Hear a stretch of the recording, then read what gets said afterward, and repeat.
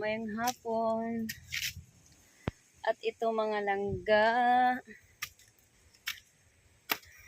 Magsundo na naman tayo sa ating Junakis mga langga.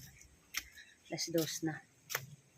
Ito na naman. Balik na naman tayo baktas dito sa hagdanan mga langga. Nga makasakit o kuan. Tuhod. Makalis nga gamay sa ilong. Makalis nga sa ilong ang hagdanan mga langga.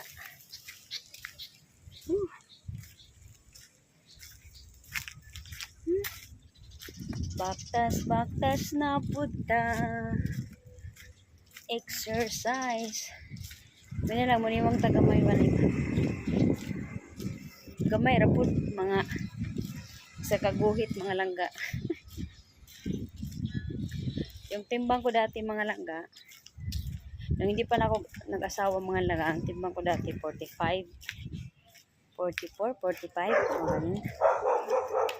Tapos ngayon nag-asawa na ako mga langga, umabot na ng 50 mga langga, di ba? Dagdagan lang naman ng 5 kilos mga langga. Di ba? Asa ka dyan.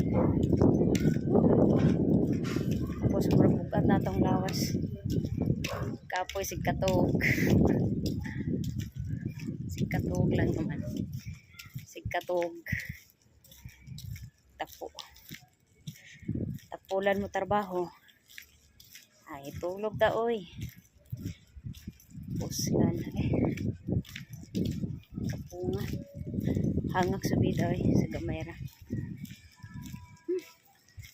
Kaya na ning kusog kayong ulan gaya ng mga langga. Tapos gani karon pagawas na ako kay ning tuangan ning init na po. Lumabas na naman ang ating haring araw.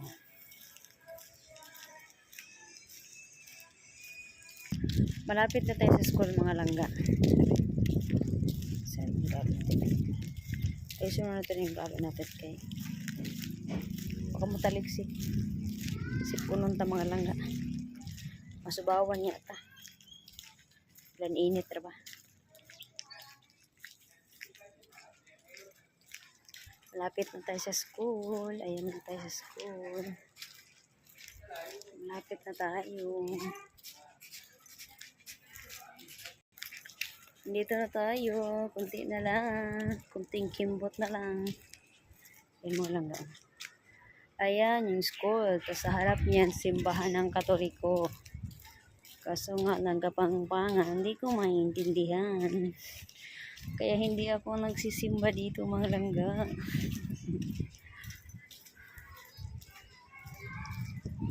Ilang taon na ako dito, mga 4 years na ako dito. Hindi pa rin ako marunong magkapangpangan. Hirap mga langga magkapangpangan. Church mga langga. Dito sa church. Dito na tayo sa school mga langga. Bye-bye. Suntuin na natin sa mga langga. Babush, babush, babush, babush.